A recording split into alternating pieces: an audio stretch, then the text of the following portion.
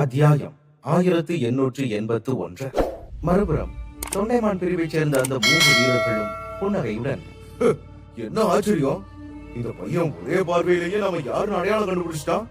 இவனுக்கும் கொஞ்சம் திறமை இருக்குது போல. சரி, இப்ப எதுவும் அவசரப்பட வேண்டாம். முதல்ல மின்னல் மன்றத்துக்குள்ள போகலாம். ஏன்னா நம்மளோட உண்மையான நோக்கம் அங்கதான் இருக்குது. இந்த பையனை அப்புறமா பாத்துக்கலாம் என்று பேசிக் கொண்டனர். இதை கேட்டதும் அருகில் நின்றிருந்த வெள்ளி நிற ஆடை அணிந்திருந்த இளைஞனின் கண்களில் ஒரு மின்னல் மின்னியது. அவன் உடனே தாழ்ந்த குரலில், அந்த பொருள் உண்மையிலேயே இந்த இடத்துலதான் இருக்குதா என்று கேட்டான்.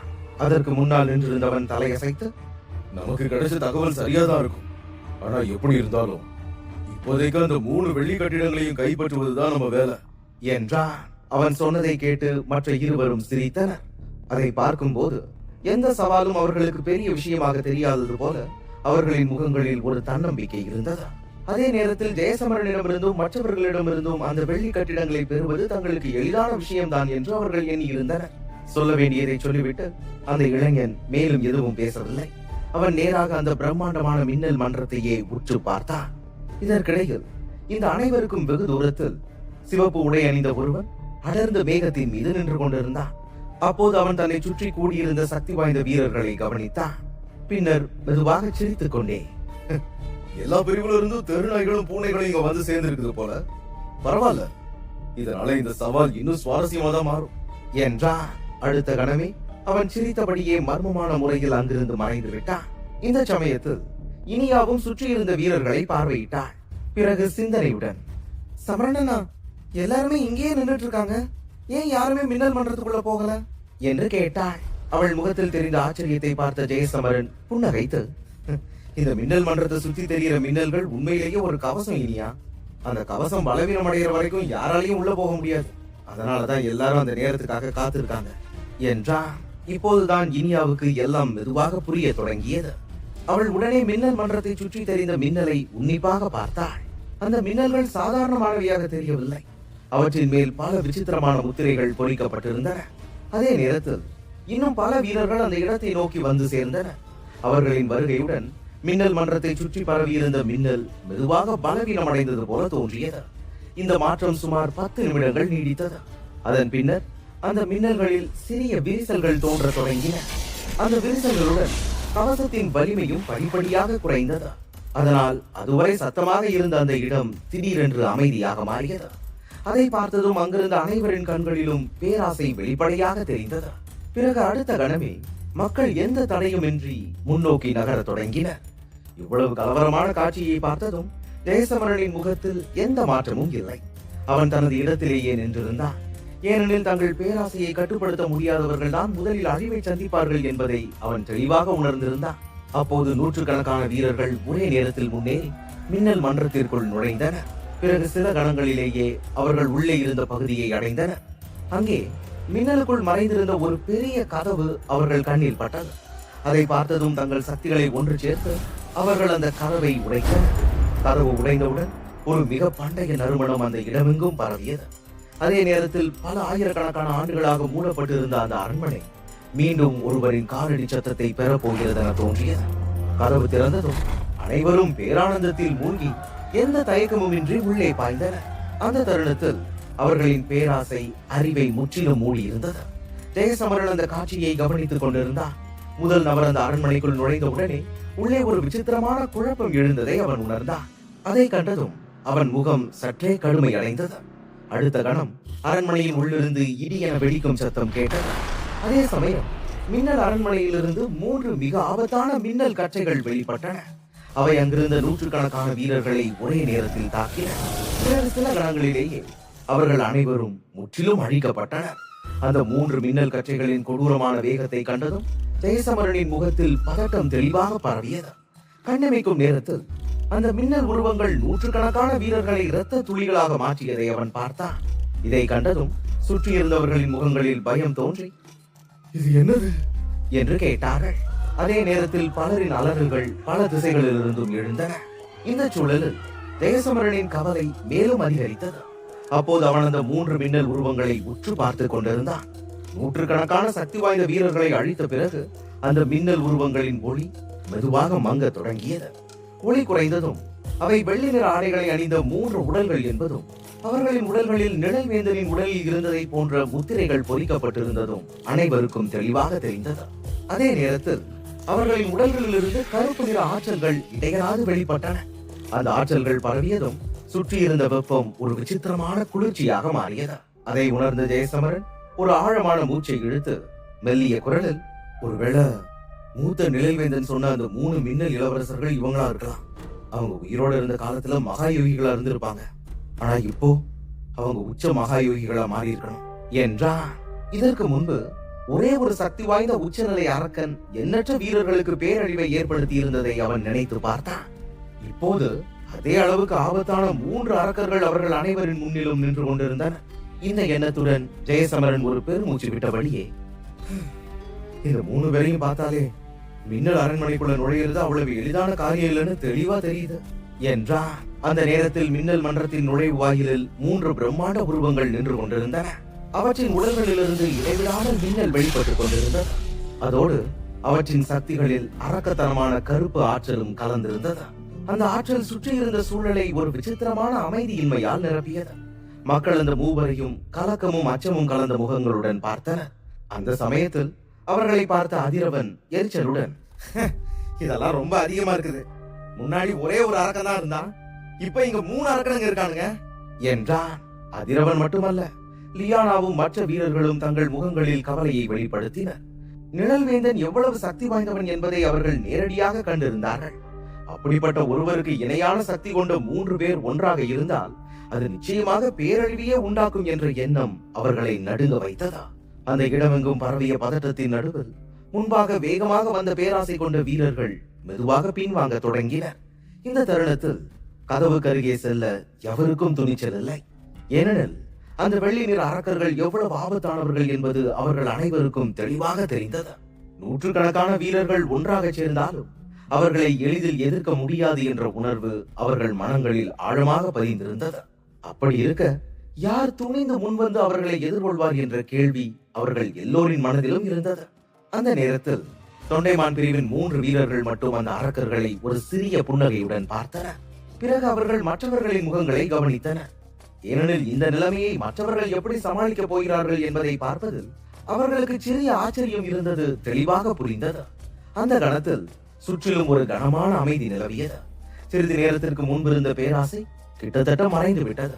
இந்த 3 அரக்கர்களை எப்படி எதிர்கொள்வது என்ற எண்ணத்தில் அனைவரும் மூழ்கினர்.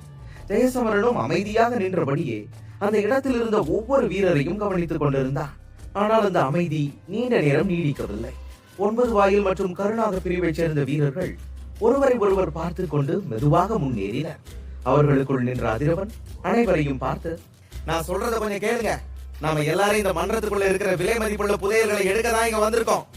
ஆனா இந்த மன்றத்துக்குள்ள நுழையறதுக்கு முன்னாடி இந்த 3 அரக்கர்களையும் நாம அழிச்சே ஆகணும் என்றார்.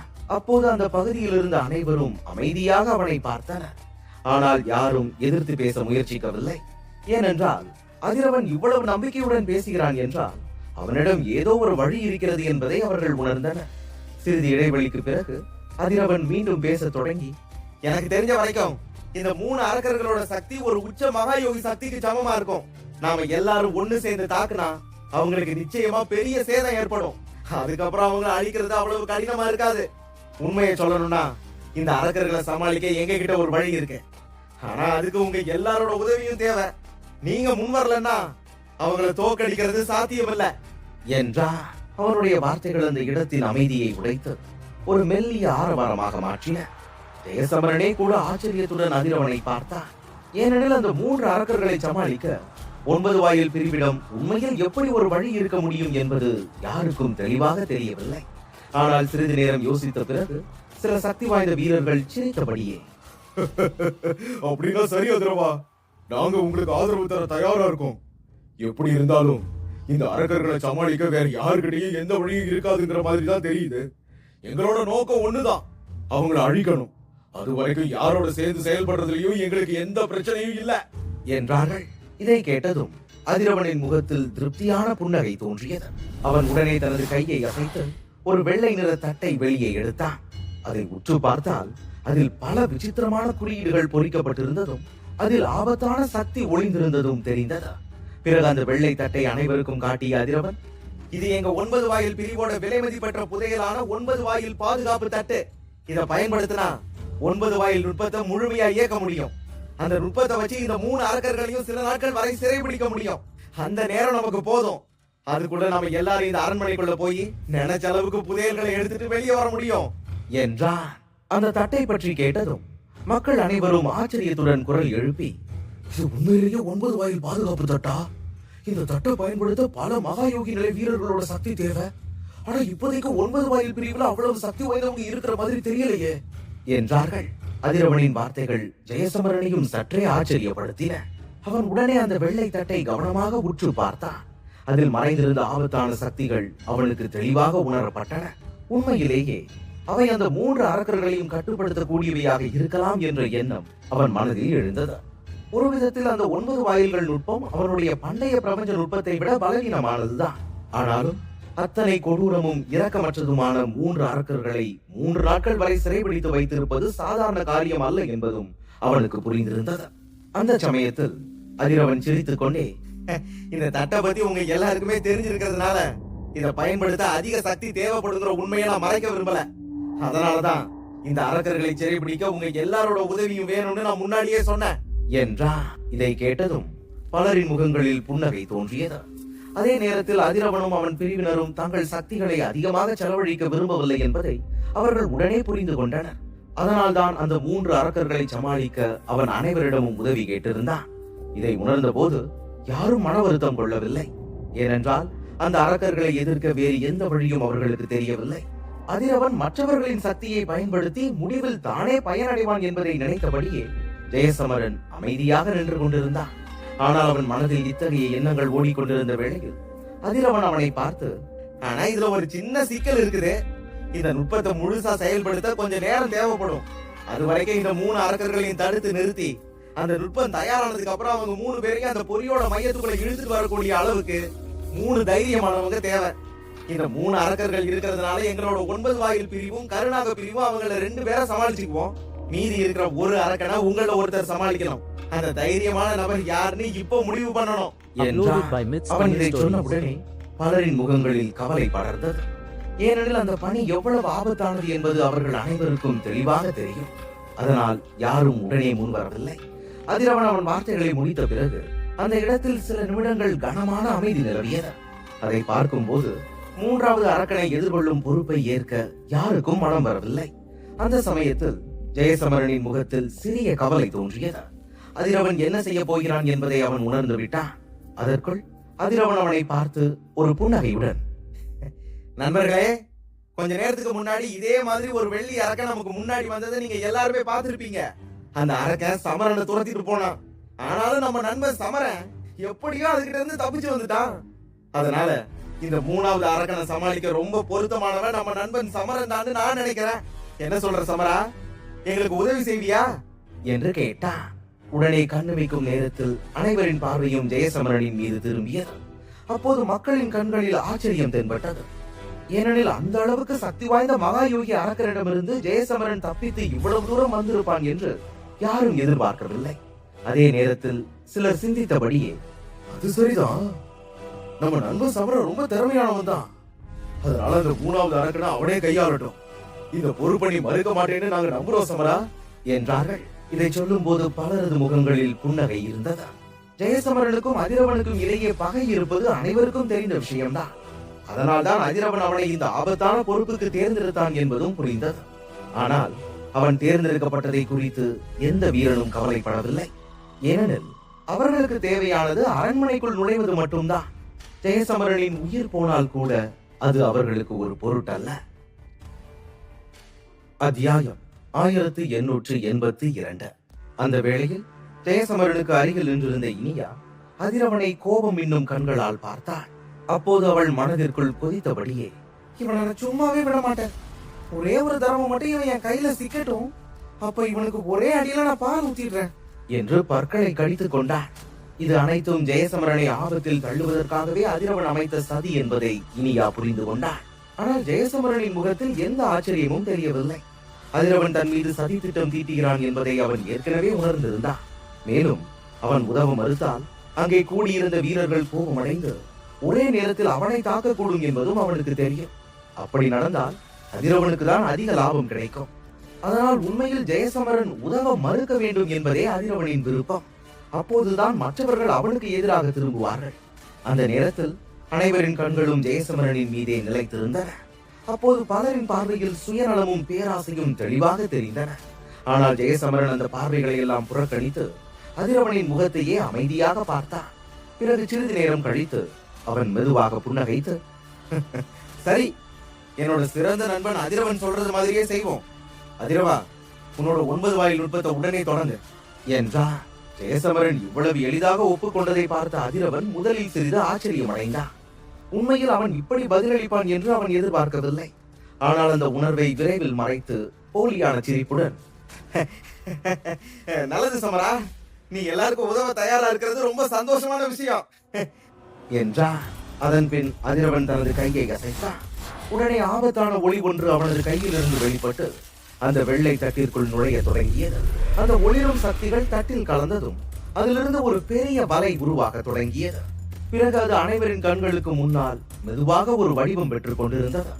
ஆனால் சிறிதளவு உருவானதும் அந்த வலை திடீரென்று நின்று விட்டது. அதை பார்த்ததும் அது முழுமையடைய அதற்கு இன்னும் அதிக சக்தி தேவைப்படுவதை அனைவரும் உணர்ந்தனர். அப்போது அதிரவன் புன்னகையுடன் அனைவரையும் பார்த்து, எல்லாரும் அப்படியே முன்னாடி வந்து உங்களோட சக்திகளை இந்த வலையில செலுத்துங்க என்று கேட்டுக்கொண்டார். அவனது வார்த்தைகளை தொடர்ந்து அனைவரும் தலையசைத்தனர். பிறகு உடனே அவர்களது உடல்களிலிருந்து சக்திகள் வெளிப்பட்டு அந்த பெரிய வலையில் கலக்க தொடங்கின. சக்திகள் அதிகரித்துக் கொண்டே போக அந்த வலை தன்னை முழுமைப்படுத்திக் கொள்வது போல தோன்றியது. அதைத் தொடர்ந்து அதன் ஒளி கணிசமாக அதிகரித்தது. அந்த காட்சியை பார்த்த ஜெயசமரன் மனதில், இதை கண்டிப்பா ஒத்துக்கணும், இந்த வலை உண்மையிலேயே ரொம்ப அற்புதமானதுதான் என்று நினைத்தார். வலை முழுமையடைந்ததும் அந்த 3 அரக்கர்களும் உடனே ஆபத்தை உணர்ந்தனர். அதனால் அவர்களின் கண்களில் இருந்த கருப்பு சக்திகள் தீவிரமாக ஆரம்பித்தன. அதே சமயம் அதிரவன் உரத்த குரலில், இப்ப எல்லாரும் சேர்ந்து இந்த அரக்கர்களை எதிர்ப்போம் என்று கத்தினார். அந்த குரல் எழுந்தவுடனே 9 வாயில் பிரிவின் மூத்தவரும் கருணாக பிரிவின் நடுத்தர வயது மனிதரும் ஒரே நேரத்தில் காற்றில் உயர்ந்தனர். அப்போது மரண சக்திகள் உட்பட எண்ணற்ற ஆற்றல்கள் அவர்களது உடல்களிலிருந்து வெளிப்பட்டன. இதனால் அவர்கள் இருவரும் அரக்கர்களை எதிர்கொள்ள தயாராகிவிட்டனர் என்பது தெளிவாக தெரிந்தது. அவர்கள் இருவரும் மிக சக்தி வாய்ந்த மகா யோகிகள் என்பதால் ஜெயசமரனை விட அவர்களுக்கு அந்த அரக்கர்களை சமாளிப்பது சற்றே எளிதாக இருக்கும் என்று புரிந்தது. அப்போது அந்த மூத்தவர்கள் ஜெயசமரனை பார்த்து புன்னகையுடன், சமரா, இப்போ உன்னோட முறை என்றார்கள். இதை கேட்ட ஜெயசமரன் சிறிது தயக்கத்துடன் ஒரு ஆழ்ந்த பெருமூச்சை விட்டான். ஆனால் அவன் எதுவும் பேசவில்லை. அமைதியாகவே காற்றில் உயர்ந்து நேராக ஒரு அரக்கனின் முன்னால் சென்று நின்றான். சக்தி வாய்ந்த 2 பிரிவுகளின் பெரியவர்கள் இதை பார்த்தபோது யாரும் அவனை தடுக்கவும் எதுவும் சொல்லவும் முன்வரவில்லை. பிறகு அடுத்த கணமே மூவரின் உடல்களும் ஒரே நேரத்தில் முன்னோக்கி பாய்ந்து 3 அரக்கர்களை நோக்கி சென்றன. 9 வாயில் மற்றும் கருணாக பிரிவைச் சேர்ந்த 2 மகா யோகிகள் அந்த வெள்ளி அரக்கர்களுடன் மோதிய போது சக்திகளின் பெரும் வெடிப்பு ஒளிகள் எழுந்தன. அதனால் வானமும் நிலமும் நடுங்கும் அளவிற்கு ஆற்றல்கள் எல்லா திசைகளிலும் பரவின. அந்த தாக்குதல்களின் தீவிரத்தை பார்த்து அங்கே நின்றிருந்த பலரின் முகங்களில் பதட்டம் தென்பட தொடங்கியது. ஆனால் இந்த ஆரம்ப மோதலுக்கு பிறகு அனைவருக்கும் ஒரு உண்மை தெளிவாக புரிந்தது. 9 வாயில் மற்றும் கருணாக பிரிவுகளின் பெரியவர்கள் மெதுவாக சிக்கலில் சிக்க தொடங்கி இருந்தனர். ஏனெனில் அவர்கள் இருவரும் ஆரம்ப நிலை மகா யோகிகள் மட்டும்தான். ஆனால் அவர்களுக்கு எதிரில் நின்ற அரக்கர்கள் பெரும் வல்லமை கொண்ட உச்ச மகா யோகிகளாக இருந்தனர். இருப்பினும் இப்போதைக்கு அவர்களின் நோக்கம் அரக்கர்களை தோற்கடிப்பது அல்ல. 9 வாயில் நுட்பத்தின் வலை முழுமையாக உருவாகும் வரை அவர்களை சிக்கலில் சிக்க வைத்திருப்பதே அவர்களின் குறிக்கோள். இந்த நிலையில் மக்களின் உதவியற்ற பார்வைகள் ஜெயசமரன் மீது திரும்பின. அவனை பார்த்து பலர் உள்ளுக்குள் பரிதாபம் கொண்டனர். ஏனெனில் அவன் ஒரு ஆரம்ப நிலை மகா யோகி கூட இல்லை. ஆனால் அவனுக்கு முன் நின்றிருந்தது பெரும் வல்லமை கொண்ட ஒரு அரக்கன். அவனது சக்திக்கும் அந்த வெள்ளி அரக்கரின் சக்திக்கும் இடையே ஒரு பெரும் இடைவெளி இருப்பது அனைவருக்கும் தெளிவாக தெரிந்தது. இருந்தபோதும் ஜெயசமரன் எந்த பார்வைக்கும் கவனம் செலுத்தவில்லை. அவன் நேரடியாக 3வது அரக்கனை எதிர்கொண்டான். ஆனால் அந்த அரக்கனின் உடலில் வைக்கப்பட்டிருந்த முத்திரைகளை பார்த்ததும் அவனது முகத்தில் லேசான கவலை மின்னியது.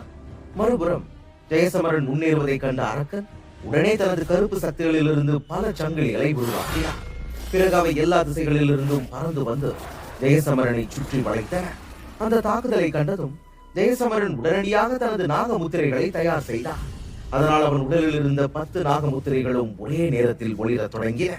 அதன் பின்பு முத்திரைகளை தொடர்ச்சியாக அசைத்தபடியே தன்னை நோக்கி வந்த கருப்பு சங்கிலிகளுடன் மோதினார். அந்த மோதல் நடந்த நொடியிலேயே மக்கள் மத்தியில் பெரும் ஆரவாரம் எழுந்தது. பலர் ஜெயசமரன் ஒரே தாக்குதலில் வீழ்ந்து விட்டான் என்று நினைத்தனர். ஆனால் அந்த ஆரவாரம் நீண்ட நேரம் நீடிக்கவில்லை. அனைவரின் கண்களுக்கு முன்பாகவே ஜெயசமரன் அந்த சங்கிலிகளில் இருந்து தப்பித்து வேறு இடத்தில் மீண்டும் தோன்றினார். ஏனெனில் சங்கிலிகளுடன் மோதியது உண்மையில் அவனது நிழல் மட்டுமே என்பது அப்போதுதான் அவர்களுக்கு புரிந்தது. இதை கண்டவர்கள் அதிர்ச்சியுடன் தொலைவில் நின்ற ஜெயசமரனை பார்த்து, இந்த பையன் கிட்ட இவ்வளவு வேகம் இருக்குதா என்று வியந்தனர். ஜெயசமரனின் வேகத்தை பார்த்த அதிரவனின் முகத்தில் இருந்த புன்னகை மறைந்தது. வெறும் அரை நாளில் ஜெயசமரனின் சக்திகள் கணிசமாக உயர்ந்திருப்பதையும் அதனால் அவனது வேகமும் கட்டுக்கடங்காத அளவிற்கு வளர்ந்திருப்பதையும் அவன் உணர்ந்தான். அதே சமயம் ஜெயசமரனை உற்று பார்த்த லியானா மென்மையான குரலில், இந்த பையனோட சக்திகள் மறுபடியும் அதிகமா இருக்குது. இவன் வெறும் ஒரு உச்ச பரமஜீவ நிலையில இருந்தாலும் அவரோட உண்மையான பலம் அதை விட அதிகமா இருக்கு. ஆனா இவ்வளவு கம்மியான நேரத்துல இப்படியான வளர்ச்சி எப்படி சாத்தியம்? ஒருவேளை அந்த அரக்கனோட மின்னல் விதையோட சக்திகளை இவன் உறிஞ்சிருக்கலாம் என்றாள். இதற்கிடையில் வானத்தில் இருந்த அரக்கன் 2 சக்திகளை வெளிப்படுத்தியபடியே வேகமாக முன்னேறி ஜெயசமரனை தாக்க முயன்றான். ஆனால் ஜெயசமரன் அவனுடன் நேரடியாக மோதும் எண்ணத்தில் இல்லை. அதனால் அந்த அரக்கன் தன்னை நோக்கி வருவதை உணர்ந்த உடனே அவன் உடனே அங்கிருந்து விலகி ஓடினான். இந்த முறை அவன் தனது நாகமுத்திரைகளை மேலும் விரிவுபடுத்தி இருந்தான். அதன் காரணமாக ஒரு கணம் மட்டுமே என்றாலும் அவனது வேகம் அந்த வெள்ளி அரக்கனின் வேகத்திற்கு நிகரானதாக இருந்தது. அதே நேரத்தில் அந்த இடத்தில் நடந்த 3 போர்களும் தொடர்ந்தன. மூவரில் ஜெயசமரன் தான் அதிக சிரமத்தில் இருப்பது போல தோன்றினாலும் போரின் தொடக்கத்திலிருந்து அவன் ஒரு முறை கூட அந்த அரக்கனுடன் நேரடியாக மோதவில்லை. மறுபுறம் மற்ற 2 பிரிவுகளின் பெரியவர்கள் அரக்கர்களுடன் மோதியதால் மெதுவாக பலவீனமடைந்தனர். அவர்கள் இருவரும் பெரும் சக்தி கொண்டவர்களாக மட்டும் இல்லாவிட்டால் ஏற்கனவே பெரிய சிக்கலில் சிக்கி இருப்பார்கள். இந்த காட்சியை பார்த்த அனைவரும் திகைத்தனர். எல்லாவற்றிற்கும் மேலாக பலவீனமானவன் என்று கருதப்பட்ட ஜெயசமரன் தான் இப்போது மிகச்சிறந்த நிலையில் இருந்தார். மூவரும் அரக்கர்களுடன் போராடி கொண்டிருந்த அதே நேரத்தில் அந்த சக்தி வாய்ந்த வலை படிப்படியாக முழுமை பெற தொடங்கியது. இருந்த போதும் அதிரவனின் முகத்தில் ஒரு லேசான அதிருப்தி நீடித்தது. ஏனெனில் ஜெயசமரனை இவ்வளவு நல்ல நிலையில் காண்பது அவனுக்கு பிடிக்கவில்லை. அவன் உடனே உள்ளுக்குள், இந்த வலையை இன்னும் கொஞ்சம் தாமதிச்சா ஒருவேளை அதுக்குள்ள சமரம் பயங்கரமா காயமடையக்கூடும் என்று நினைத்தான். ஆனால் அந்த எண்ணத்தை உணர்ந்த கூர்மையான பார்வையுடைய சிலர் உடனே, பதிரவா, வலை ஏற்கனவே தயாராயிடுச்சு. இப்போ அந்த அரக்கர்களை பிடிச்சிடலாம். நாம இன்னும் எதுக்காக காத்திருக்கோம் என்று கத்தினார்கள். ஏனெனில் அந்த அனுபவம் வாய்ந்த வீரர்கள் முட்டாள்கள் அல்ல. அவர்கள் அங்கே நிற்கும் வரை அதிரவனால் எந்த தவறான அடியையும் எடுத்து வைப்பது மிகவும் கடினமாக இருந்தது. அவர்களது வார்த்தைகளை கேட்டதும் அதிரவனின் முகம் லேசாக வெளியேறியது. பிறகு இதயத்தில் எரிந்த பழிவாங்கும் நெருப்பை அடக்கிக் கொண்டு வெளிப்படையாக ஒரு புன்னகையுடன் தலையசைத்தான். அதைத் தொடர்ந்து அவன் உடனே தனது முத்திரைகளை மாற்றினான். அதனுடன் அந்த வலை முழுமையாக தயாரானது. பின்னர் அதிரவன் சத்தமாக, நீங்க 3 பேரும் நான் சொல்றதை கவனமா கேளுங்க. இந்த வலை இப்ப தயாராயிருச்சு. அதனால என்ன நடந்தாலும் சரி, அந்த 3 அரக்கர்களையும் இதுக்குள்ள கொண்டு வந்துருங்க என்று கத்தினான். அவன் வார்த்தைகளை கேட்டதும் 2 பிரிவுகளின் மூத்தவர்களும் அந்த அரக்கர்களை நோக்கி பார்த்தனர். பிறகு அவர்கள் இருவரும் அந்த வலையை நோக்கி வேகமாக நகரத் தொடங்கினர். ஆனால் அந்த நேரத்தில் அவர்களின் நிலைமை சீராக இல்லை. அதனால் அரக்கர்களை விரைவாக வலைக்குள் சிக்க வைக்கவே அவர்கள் முயன்றனர். அவர்கள் முன்னேறியதும் அவர்களுடன் மோதிக்கொண்டிருந்த வெள்ளி நிற அரக்கர்களும் அவர்களை பின்தொடர்ந்து பாய்ந்தார்கள். பிறகு அடுத்த கணமே அனைவரும் அந்த வலையை அடைந்தனர். உடனே அந்த 2 மூத்தவர்களும் அவசரமாக வெளியேறினர். அவர்கள் வெளியே வந்த நொடியிலேயே வலை மூடப்பட்டு 2 அரக்கர்கள் அதன் உள்ளே சிக்கிக் கொண்டனர். இதை கண்ட ஜெயசமரனும் தாமதிக்காமல் வலையை நோக்கி ஓடினார். அப்போது 3வது வெள்ளி அரக்கன் அவர்களை தொடர்ந்து வந்தான். வலைக்குள் சென்ற பிறகு ஜெயசமரன் அந்த 3வது அரக்கனை அங்கே சிக்க வைத்தான். பின்னர் அவனும் மற்ற மூத்தவர்களைப் போலவே வெளியேற முயன்றான். ஆனால் அந்த நேரத்தில் அதிரவனின் முகத்தில் ஒரு விசித்திரமான பிசாசுத்தனமான ஒளி தோன்றியது. அவன் உடனே மீண்டும் தனது கை முத்திரைகளை மாற்றினான். அவன் அவ்வாறு செய்த கணமே வலையின் வெளியேறும் வழி மெதுவாக ஆனால் உறுதியாக மூடப்பட்டது. இதனால் ஜெயசமரன் வலையின் உள்ளே சிக்கப் போகிறான் என்பதும் அனைவருக்கும் தெளிவானது. இதை கண்டதும் அங்கிருந்த இடமெல்லாம் குழப்பம் ஏற்பட்டது. அதே நேரத்தில் ஜெயசமரனும் வெளியேறும் வழி வேகமாக மூடப்படுவதை பார்த்தான். அப்போது அவன் கண்களில் ஒரு குளிர்ச்சியான மற்றும் இரக்கமற்ற ஒளி தோன்றியது. ஏனெனில் அதிரவனின் நோக்கங்கள் நல்லவை அல்ல என்பதை குறித்து அவன் ஏற்கனவே சந்தேகப்பட்டிருந்தான். 3வது அரக்கனை அவனை கையாள சொல்லியது கூட அவனுக்காக அமைக்கப்பட்ட ஒரு சூழ்ச்சி என்பதும் இப்போது உறுதியானது. அதனால் ஜெயசமரன் தனது வேகத்தை முடிந்தவரை உயர்த்தினார். ஆனால் வலை மூடும் வேகம் அதைவிட வேகமாக இருந்தது. பிறகு வெளியேறும் இடத்திற்கு அவனுக்கும் இடையில் 10 அடி தூரம் மட்டுமே மீதம் இருந்த போது ஜெயசமரன் திடீரென்று காற்றில் சுழன்று தன்னை தொடர்ந்து வந்த வெள்ளி அரக்கன் மீது ஒரு சக்தி வாய்ந்த குத்தை வீசினார். அந்த தாக்குதல் கன நேரத்தில் நிகழ்ந்தது. அதனுடன் ஒரு வலுவான சக்தி அலை உருவாகி ஜெயசமரனின் வெளியேறும் வேகத்தை மேலும் அதிகரித்தது. இறுதியாக மக்களின் கூச்சலுக்கு மத்தியில் ஏறக்குறைய முழுவதும் மூடப்பட்டிருந்த அந்த சிறிய இடைவெளியில் இருந்து ஜெயசமரன் வெளியே தாவி வந்தான். அவன் வெளியே வந்த உடனேயே அந்த வலை முழுமையாக மூடிக்கொண்டது. ஜெயசமரன் தப்பித்து விட்டதை கண்ட பலர் நிம்மதி பெருமூச்சு விட்டனர். அதே சமயம் அவனை பின்தொடர்ந்து வந்த வெள்ளி நிற அரக்கன் மூடப்பட்ட வலையில் மோதி திரும்பி தூக்கி எறியப்பட்டான். இருந்தாலும் அந்த மிக சக்தி வாய்ந்த வலை சிறிதும் அசையவில்லை. ஜெயசமரன் தனது வேகத்தை உயர்த்த உதவிய நாகமுத்திரைகளை மெதுவாக மறையச் செய்தான். பின்னர் வலையில் சிக்கியிருந்த அரக்கனை பார்த்து ஒரு நிம்மதி பெருமூச்சு விட்டான். அதற்கு பிறகு அவன் தனது பார்வையை அதிரவனின் மீது திருப்பினான். அவனை பார்த்ததும் மிகவும் விசித்திரமாக சிரித்தான். அந்த சிரிப்பில் அதிரவனின் செயல்களுக்கு உரிய பதிலை தரப்போகும் ஒரு குளிர்ந்த இரக்கமற்ற மனநிலை தெளிவாக தெரிந்தது. அந்த சிரிப்பை கண்டதும் அதிரவனின் முகம் மேலும் வெளியேறியது. ஆனால் அடுத்த கணமே நிலைமையை கட்டுப்படுத்த நினைத்து ஒரு போலியான புன்னகையுடன், ஆகா சமரா, நீ உண்மையிலேயே பெரிய அற்புதம் பண்ணிட்ட. அந்த அரக்கன் தப்பிச்சிடக்கூடாதுன்னு தான் நான் அந்த வலைய உடனே மூடினேன். ஆனா எது எப்படியோ வெறும் பரமஜீவனின் சக்திகளை வச்சுக்கிட்டு ஒரு மகாயோகி அரக்கனை நீ சமாளிச்சது உண்மையிலேயே பாராட்டத்தக்க விஷயம்தான் என்றான். அவன் வார்த்தைகளை கேட்ட ஜெயசமரன் சிரிப்பை நிறுத்தாமல், நான் பண்ணதெல்லாம் ஒண்ணுமே இல்ல அதிரவா, நீ இப்போ ஒரு சூழ்ச்சி பண்ண பாரு, அதுதான் உண்மையிலேயே பாராட்டத்தக்கது. ஆனா ஒருவேளை நீ மறந்துட்டேன்னு நினைக்கிறேன். காட்டுல திரியிற ஒரு நரி ஒரு சிங்கத்தை விட எப்பவும் அதிக தந்திரமா இருக்கக்கூடாது. ஏன்னா ஒரு சிங்கம் கோவப்பட்டா அது அந்த நரிய தலை தனியா கால் தனியா பிச்சு போட்டுரும் என்றான். அப்போது ஜெயசமரனின் கண்களில் ஒரு கொலை வெறி மின்னியது. ஏனெனில் அவனும் அதிரவனும் நேருக்கு நேர் சந்தித்த நாளிலிருந்து அதிரவன் அவனுக்கு தொடர்ந்து சிரமங்களையே ஏற்படுத்தி வந்தான். இப்போது அவனை உயிருக்கு ஆபத்தான சூழ்நிலையில் தள்ளுவதற்கு கூட அதிரவன் தயங்கவில்லை என்பதால் ஜெயசமரனும் இனி அமைதியாக இருக்க விரும்பவில்லை. அந்த வேளையில் அதிரவனை நோக்கி வேகமாக சென்று கொண்டிருந்த ஜெயசமரனின் பின்னால் இருந்து இனியா ஒரு கோப குரலில், வெக்கங்கிட்ட திமிர் பிடிச்ச கேடுகிட்ட நரியே, உன்னை நான் இனி சும்மாவே விட மாட்டேன் என்று கத்தினார். அந்த குரலில் அளவற்ற ஆத்திரம் நிறைந்திருந்தது. இனியாவின் பொறுமை இப்போது முற்றிலும் எல்லை மீறி இருந்தது. அதனால் அடுத்த கணமே ஜீவ மரண வாசலின் கவசத்தை தனது கைகளில் ஏந்தியபடியே அவள் அதிரவனை அடைந்து அதை கொண்டு அவனை தாக்க தொடங்கினாள். இந்த திடீர் தாக்குதலை கண்ட அதிரவனின் முகம் வெளிரியது. ஆனால் அவன் எதிர்த்து எதுவும் செய்யவில்லை. மாறாக இனியாவின் தாக்குதல் தன்னை நெருங்கிய அதே நொடியிலேயே ஒரு முதியவர் திடீரென்று அவனுக்கு முன்னால் தோன்றினார். அவர் தனது இரு கைகளிலும் சக்திகளை திரட்டி இனியாவின் தாக்குதலை நேரடியாக எதிர்கொண்டார். அந்த சக்திகள் கருப்பு நிறத்தில் இருந்தன. அவை மரணத்தின் சக்திகள் என்பதை காண்போர் அனைவரும் உடனே உணர்ந்தனர். பிறகு அனைவரின் கண் முன்னாலேயே அந்த கவசம் முதியவரின் கைகளில் மோதியது. அதனால் ஒரு பெரும் சத்தம் அந்த பகுதி முழுவதையும் அதிர வைத்தது. அது மட்டுமல்லாமல் அந்த தாக்குதலால் உருவான சக்தி அதிர்ச்சி அளவுக்கு மீறிய வலிமையுடன் இருந்ததால் இனியா வெகு தூரம் பின்னோக்கி பறக்க தொடங்கினார்.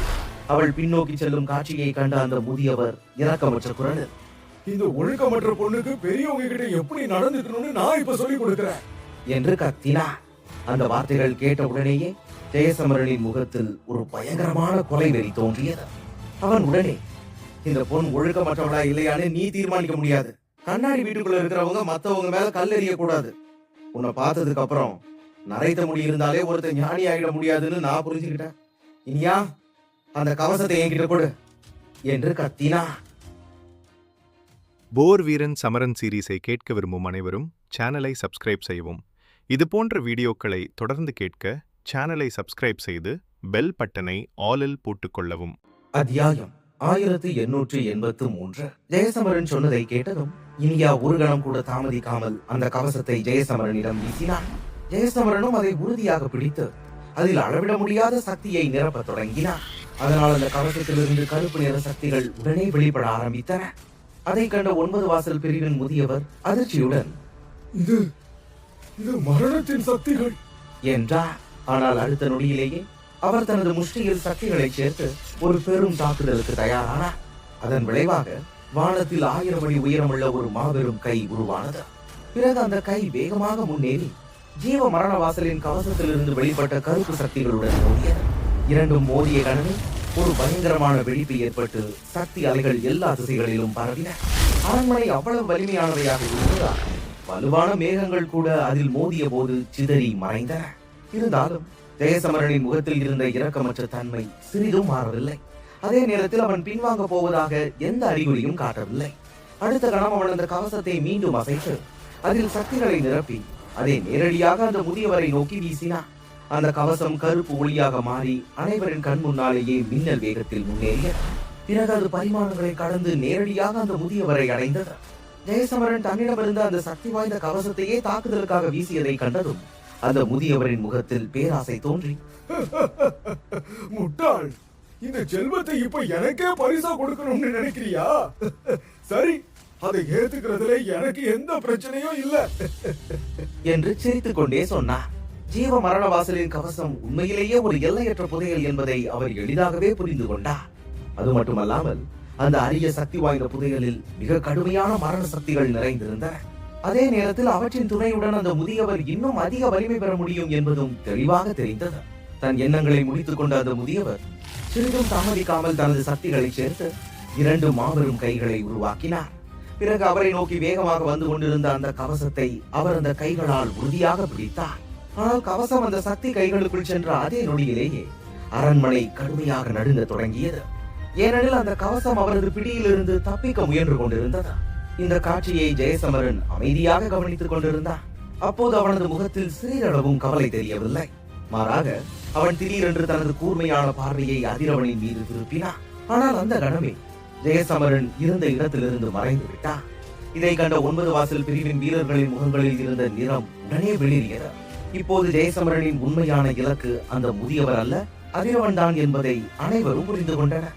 அந்த முதியவரை தன்னிடமிருந்து விலக்கி வைப்பதற்காகவே ஜெயசமரன் திட்டமிட்டு அந்த ஜீவ மரண வாசலின் கவசத்தை எரிந்திருந்தார்.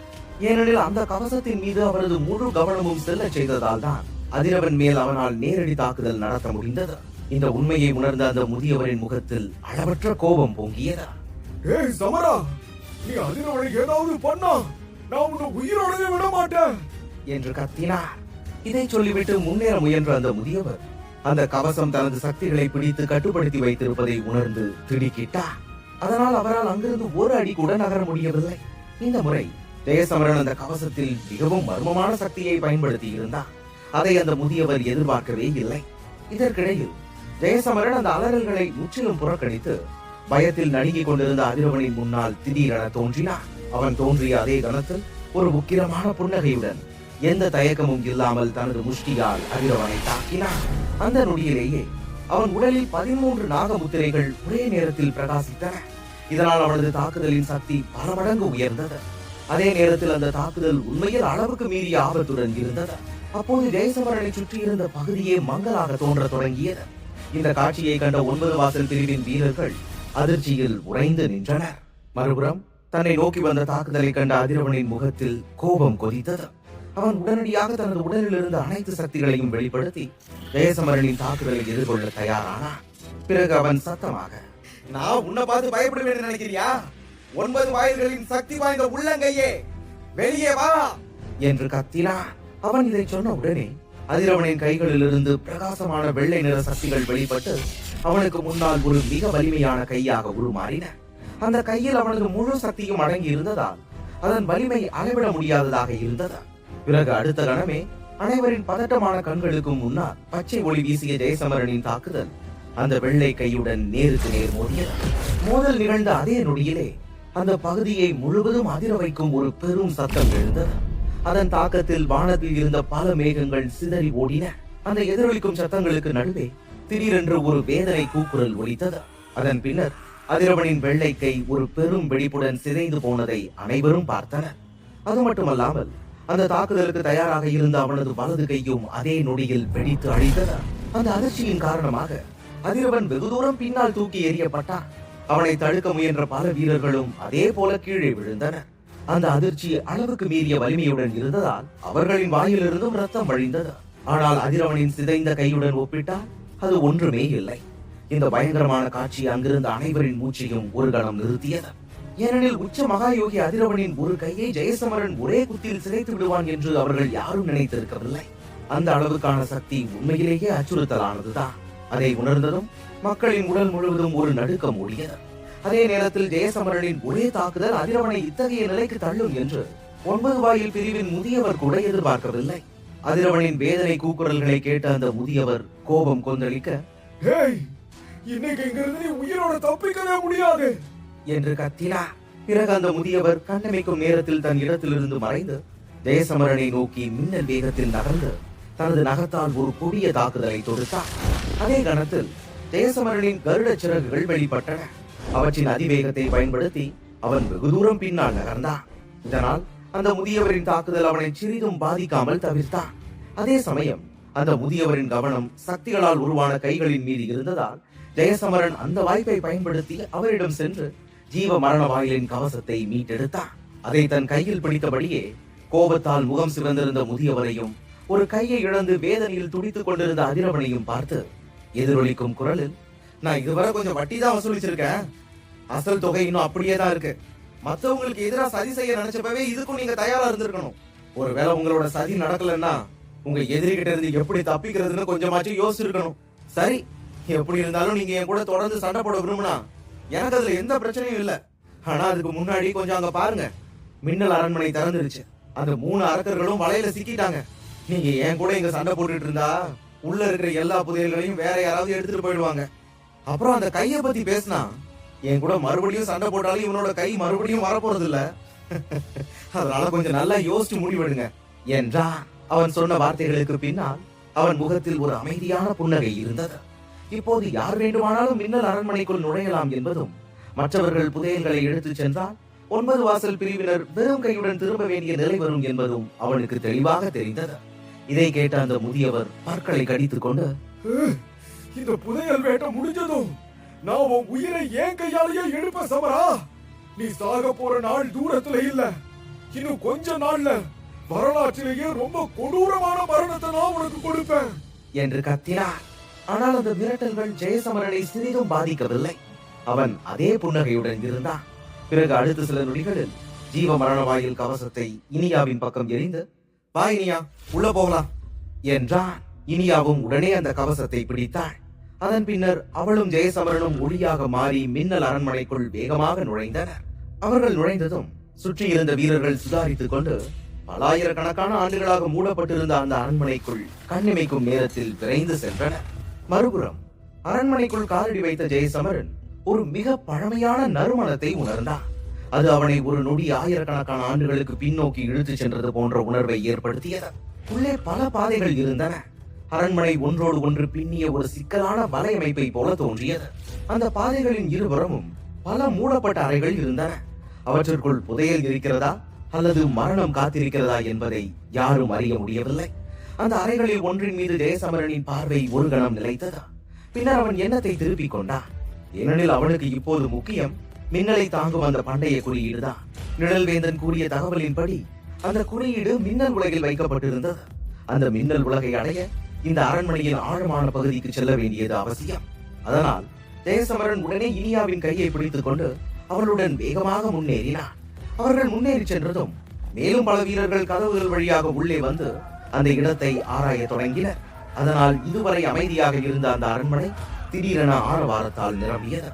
அனைவரும் பேராசை நிறைந்த கண்களுடன் ஒவ்வொரு அறையையும் நோக்கி பாய்ந்தனர்.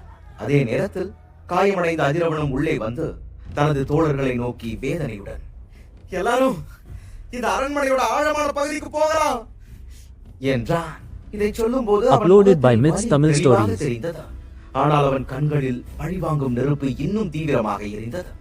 ஏனெனில் ஜெயசமரனும் இனியாவும் ஆழமான பகுதிக்கு சென்றிருப்பதை அவன் கவனித்திருந்தான். முன்னேறி செல்லும் போது அவன் தன் அருகில் இருந்த முதியவரிடம் கோபமாக, மூத்தவரே, இந்த மின்னல் உலகத்திலிருந்து வெளியே வந்ததும் இந்த சமரனை 1000 துண்டுகளா வெட்டி மிருகங்களுக்கு உணவா போடுவேன் என்றான். அதற்கு அந்த முதியவர் பயங்கரமான நோக்கத்துடன், நீ எதுக்கும் கவலைப்படாத, இங்க என்ன நடந்தாலும் அந்த சமரன் இங்க இருந்து உயிரோட வெளியே போக மாட்டான் என்றார். அதை கேட்ட அதிரவன் முகத்தில் வலி மற்றும் பழிவாங்கும் வெறியுடன் அனைவருடனும் சேர்ந்து முன்னேற தொடங்கினான். அந்த கணத்தில் புதையலை பற்றிய எண்ணம் அவன் மனதிலிருந்து முற்றிலும் மறைந்து ஜெயசமரனை பழிவாங்க வேண்டும் என்பதே அவனுடைய ஒரே குறிக்கோளாக மாறியிருந்தது. இதற்கிடையில் கருணாக பிரிவின் வீரர்களும் அவர்களை பின்தொடர்ந்து சென்றனர். ஏனெனில் இந்த குகையின் மிகச் சிறப்பான புதையல் அதன் ஆழமான பகுதிக்குள் தான் இருக்கிறது என்று அவர்களுக்கும் நன்றாக தெரிந்திருந்தது. மறுபுறம் ஜெயசமரனும் இனியாவும் ஒரு நொடியும் நின்று விடாமல் தொடர்ந்து முன்னேறி கொண்டிருந்தனர். சுமார் 10 நிமிடங்கள் சென்ற பிறகு அவர்களின் உடல்கள் மெதுவாக தளர்வடைய தொடங்கின. அப்போது அவர்களின் கண்களுக்கு முன்னால் பாறைகளால் ஆன நீண்ட படிக்கட்டுகள் தோன்றின. அந்த படிக்கட்டுகள் எண்ணற்றதாக இருந்தன. அவற்றின் முடிவில் ஒரு மிகப்பெரிய நிலவரை தெளிவாக காணப்பட்டது. அதுவே இந்த மின்னல் அரண்மனையின் ஆழமான பகுதியாகும். அங்கேதான் ஜெயசமரன் தனது விதியை சந்திக்கவிருந்தார். அதை பார்த்த ஜெயசமரன் சிறிதும் தயங்காமல் அந்த படிக்கட்டுகளை நோக்கி சென்று அவற்றின் வழியாக கீழே இறங்க தொடங்கினார். பிறகு சிறிது நேரத்திலேயே படிக்கட்டுகளின் மறுமுனையில் அமைந்திருந்த அந்த நிலவரையை அவன் அடைந்தான். அங்கே நுழைந்தவுடன் அந்த இடம் எவ்வளவு பறந்து விரிந்ததாக இருந்தது என்பதை அவன் உணர்ந்தான். அது பார்க்க பழமையானதாக இருந்தாலும் மிகவும் பிரம்மாண்டமாக காட்சியளித்தது. அந்த காட்சி யாரையும் வியப்பில் ஆழ்த்தாமல் இருக்காது. நிலவரையின் உள்ளே பல தூண்கள் எழுந்து நின்றன. அவற்றின் அருகே எண்ணற்ற ஒளிரும் பொருட்கள் வைக்கப்பட்டிருந்தன. கவனமாக பார்த்தபோது அவை பல்வேறு தொழில்நுட்பங்கள், ஆயுதங்கள் மற்றும் பல வகையான அரிய பொருட்கள் என்பதும் தெளிவானது. அந்த ஒளிரும் பொருட்களிலிருந்து வெளிப்பட்ட சக்தியின் அளவே அவை சாதாரணமானவை அல்ல என்பதை காட்டியது. ஏனெனில் அவற்றில் சிலவற்றை எல்லையற்ற புதையல்களுடன் ஒப்பிடலாம். அப்போது இனியா சுற்றிலும் வியப்புடன் பார்த்தபடியே, சமரணனா, இந்த இடத்துல இவ்வளவு புதையல்கள் இருக்குது அப்படின்னா இதுதான் இந்த அவதார குகையிலேயே ரொம்ப சிறப்பான இடமா இருக்கும் என்றாள். ஜெயசமரன் தலையசைத்து அவளது வார்த்தைகளை ஒப்புக்கொண்டான். அவன் ஏதோ சொல்ல வாய் எடுத்த போது திடீரென்று ஒரு எண்ணம் அவனது மனதில் தோன்றியது. பிறகு அவன் உடனே பின்னால் திரும்பி பார்த்தான். அங்கே காற்றை கிழிக்கும் பல சத்தங்கள் கேட்டன. அந்த சத்தங்களுடன் சேர்ந்து பல நிழல்கள் தோன்ற தொடங்கின. அவை 9 வாயில் பிரிவு, கருணாக பிரிவு மற்றும் பிற பிரிவுகளைச் சேர்ந்த சக்தி வாய்ந்த வீரர்கள் தான் என்பதை ஜெயசமரன் உடனே புரிந்து கொண்டான். நிலவரையை அடைந்தவுடன் அவர்கள் அனைவரின் கண்களும் தூண்களின் அருகே வைக்கப்பட்டிருந்த புதையல்களின் மீது விழுந்தன. அவற்றை கண்டதும் அனைவரின் கண்களும் பேராசையுடன் பிரகாசிக்க தொடங்கின. இங்கே வந்ததன் மூலம் தாங்கள் சரியான முடிவை எடுத்திருக்கிறோம் என்பதை அவர்கள் அனைவரும் உணர்ந்தனர். அப்போது இனியாவின் பார்வை சிறிது தொலைவில் எழுந்து நின்ற 1000 அடி உயர சிலையின் மீது விழுந்தது. அவள் அதை சுட்டி காட்டி, சமரணனா, அத பாருங்க என்றாள். அவளது குரலை கேட்ட ஜெயசமரனும் அந்த சிலையை உற்று பார்க்க தொடங்கினான். அந்த சிலை ஒரு பிரம்மாண்டமான சிம்மாசனத்தில் அமர்ந்திருந்தது. அதன் மார்பில் வலிமையான கவசம் இருந்தது. அதன் முகத்தில் ஒரு விசித்திரமான துயரத்தின் சாயல் தென்பட்டது. அது மட்டுமல்லாமல் அந்த பழங்கால சிலையை சுற்றி ஒருவித அசாதாரணமான சக்தி அலைகள் பாய்ந்து கொண்டிருந்தன. அந்த சக்திகளுக்குள் இடியின் கர்ஜனையை போல ஒரு ஒலி கேட்டது. அதை உணர்ந்த ஜெயசமரன் ஒரு பெருமூச்சு விட்டபடியே, இது கண்டிப்பா நிழல்வேந்தன் சொன்ன அந்த மின்னல் மன்னனோட சிலையாதான் இருக்கணும் என்றான். அவன் இதை சொல்லிக் கொண்டே அந்த கல் சிலையை இன்னும் உன்னிப்பாக பார்த்தான். பின்னர் அவனது பார்வை மெதுவாக அந்த சிலையின் வலது கையின் மீது சென்றது. அந்த கையில் ஒரு செங்கோல் பிடிக்கப்பட்டிருந்தது. அந்த கோலின் மீது ஒரு பிரகாசமான வெள்ளி பொருள் இருந்தது. அது தொடர்ந்து ஒளிந்து கொண்டே இருந்ததா அதை மிகவும் விசேஷமானதாக காட்டியது. அந்த பிரகாசிக்கும் பொருளிலிருந்து வெளிப்பட்ட சக்தியை உணர்ந்த ஜெயசமரனின் முகத்தின் நிறம் மெதுவாக மாறத் தொடங்கியது. அத்தியாயம் 1884. மின்னல் மன்னனின் கையில் இருந்த செங்கோல் வெளிப்படுத்திய சக்தியை உணர்ந்ததும் ஜெயசமரனின் முக நிறம் மெதுவாக மாறத் தொடங்கியது. ஏனெனில் அது சாதாரணமான ஒரு பொருள் அல்ல என்பதும் எல்லையற்ற சக்தியை கொண்ட ஒரு மிகப்பெரிய புதையல் என்பதும் அவனுக்கு தெளிவாக தெரிந்தது. சக்தியின் அளவில் அந்த செங்கோல் சுடர் கலசத்தை விட எந்த விதத்திலும் குறைவானது அல்ல என்பதையும் அவன் உணர்ந்தான். பிறகு உடனே ஜெயசமரன் இனியாவை நோக்கி பார்த்தான். அந்த சமயத்தில் அவளது கண்களிலும் மகிழ்ச்சி மின்னிக் கொண்டிருந்தது. அவர்கள் இருவரும் அந்த செங்கோலை பார்த்து மனதிற்குள் மகிழ்ச்சி அடைய தொடங்கிய அதே நொடியிலேயே திடீரென அவர்களின் பின்னால் இருந்து ஒரு குரல், இது மின்னல் மன்னனோட செங்கோல் என்று கேட்டது. அந்த ஆச்சரியமான குரலை கேட்ட ஜெயசமரன் அது அதிரவன் மற்றும் லியானாவின் குரல் என்பதை உடனே உணர்ந்தான்.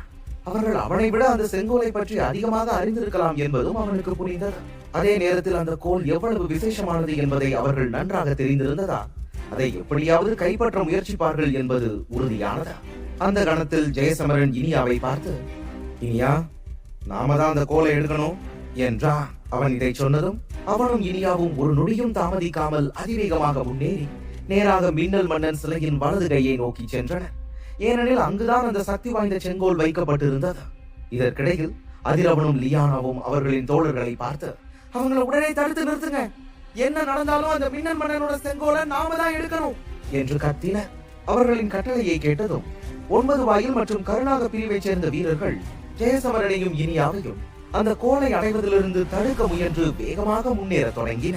இந்த காட்சியை கண்ட அருகில் இருந்த சிலர் அந்த செங்கோலை பற்றி முன்பு அதிகம் அறியாதவர்களாக இருந்தாலும் அனைவரும் ஒரே பொருளையே நோக்கி ஓடுவதை கண்டு அது நிச்சயமாக மிக விலை மதிப்பற்ற புதையல் என்பதை புரிந்து கொண்டனர். அதன் விளைவாக பலர் ஒரே நேரத்தில் முன்னோக்கி பாய்ந்தனர். அந்த நேரத்தில் முன்பு தயங்கிக் கொண்டிருந்த வீரர்கள் கூட பேராசையுடன் அந்த செங்கோலை பெறுவதற்காக முன்னேற தொடங்கினர். அதனால் ஒரு சில நொடிகள் அந்த நிலவரை முழுவதும் குழப்பத்தால் நிரம்பியது. அப்போது அங்கிருந்த அனைவரின் கண்களும் அந்த சிலையின் கையில் இருந்த கோலின் மீதே பதிந்திருந்தன. ஜெயசமரனும் இனியாவும் நிலவரையை முதலில் அடைந்திருந்ததால் அந்த கோலை பெறும் போட்டியில் அவர்கள் முன்னணியில் இருந்தனர். அதனால் சில நொடிகளிலேயே அவர்கள் நேரடியாக அந்த சிலையின் முன் வந்து நின்றனர். ஆனால் அதன் கையை அடையவிருந்த தருணத்தில் 2 கொடிய தாக்குதல்கள் இரக்கமின்றி அவர்களை நோக்கி வந்தன. அந்த தாக்குதல்களில் மரணத்தின் சக்திகள் நிரம்பி இருந்தன. அவற்றை பார்த்தவுடன் இவை 2 சக்தி வாய்ந்த பிரிவுகளின் மகா யோகிகளால் செய்யப்பட்ட தாக்குதல்கள் என்பதை ஜெயசமரனும் இனியாவும் உணர்ந்தனர். அந்த 2 தாக்குதல்களையும் எதிர்கொண்ட போது ஜெயசமரனின் முகத்தில் ஒரு சிறிய கவலை தோன்றியது. ஆனாலும் அவன் நிற்கவில்லை. அவன் கையை அசைத்தான். உடனே அவனிடமிருந்து ஒரு கருப்பு நிழல் வெளிப்பட்டு அந்த 2 தாக்குதல்களுடன் நேருக்கு நேர் மோதியது. 2 மகா யோகிகளின் சக்தி வாய்ந்த தாக்குதல்களை தாங்கிய பிறகும் அந்த கருப்பு உருவம் அப்படியே நின்றதை பார்த்து பலர் திகைத்து போனார்கள். அதே நேரத்தில் அந்த 2 முதியவர்களின் முகங்களின் நிறமும் மாறத் தொடங்கியது. ஏனெனில் தங்கள் தாக்குதல்கள் இப்படி தடுக்கப்படும் என்று அவர்கள் கனவிலும் நினைக்கவில்லை. அப்போது சிலர் அந்த கருப்பு உருவத்தை உன்னிப்பாக பார்த்து, இது ஒரு சடலம் மாதிரி இருக்குதே, ஆனா இது மத்த சடலங்கள்ல இருந்து ஏன் இவ்வளவு வித்தியாசமா இருக்குது என்று பேசிக் கொண்டனர். உண்மையில் அந்த கருப்பு உருவம் வானழிப்பான் சடலமே. அது 2 முதியவர்களின் தாக்குதல்களையும் தடுத்து நிறுத்திய உடனே 9 வாயில் பிரிவின் முதியவரை நோக்கி அதிவேகமாக நகரத் தொடங்கியது. அதன் வேகத்தை பார்த்தாலே அது அவரை தாக்கப் போகிறது என்பது தெளிவாக தெரிந்தது. இதனால் வீரர்களிடையே மேலும் குழப்பம் ஏற்பட்டது. ஆனால் ஜெயசமரன் இந்த சலசலப்பை முழுமையாக புறக்கணித்தான். அதே நேரத்தில் வானழிப்பான் சடலத்தை பயன்படுத்தி அவன் தனக்கும் இனியாவிற்கும் சில முக்கியமான நொடிகளை வாங்கிக் கொண்டான். அதன் பிறகு அவர்கள் இருவரும் சிலையின் வலது கையை அடைந்தனர். அந்த சமயம் ஜெயசமரன் அருகில் இருந்து லியானா, இங்க பாரு சமரா, நீ இந்த குகைக்குள்ள வந்ததுல இருந்து ஏற்கனவே நிறைய புதையல்களை எடுத்துக்கிட்ட. கடைசிக்கு இந்த புதையலையாச்சும் நான் எடுத்துக்கிறேன் என்று கேட்டாள். அப்போது அவள் கருணாக பிரிவின் வீரர்களுடன் சேர்ந்து சிலையின் அருகே வந்திருந்தாள். ஆனால் ஜெயசமரன் அமைதியாக புன்னகைத்தபடியே, என்ன மன்னிச்சிருலியானா, நீ முன்னாடி சொன்னது மாதிரி இந்த குகையோட புதையல்களுக்கான உரிமை அதை எடுக்கிறவங்களுக்கே சொந்தம். அப்படி இது உனக்கு வேணும்னா உன் திறமையை காட்டி அதை நீயே எடுத்துக்கோ என்றார். அதே நேரத்தில் இனியா ஜெயசமரனை பார்த்து ஒரு மெல்லிய குரலில், சமரண்ணா, நீங்க ஒன்னும் கவலைப்படாதீங்க, நான் உங்களை தடுத்து நிறுத்துறேன், நீங்க போய் அந்த கோலை எடுத்துட்டு வாங்க என்றாள். இதை சொல்லிவிட்டு இனியா ஜீவ மரண வாயில் கவசத்தை தயார் செய்து லியானாவையும் அவளது தோழர்களையும் எதிர்கொள்ள தயாரானாள். பிறகு அவள் ஒரு நொடியும் தாமதிக்காமல் அவர்களை நோக்கி வேகமாக தாக்க தொடங்கினாள்.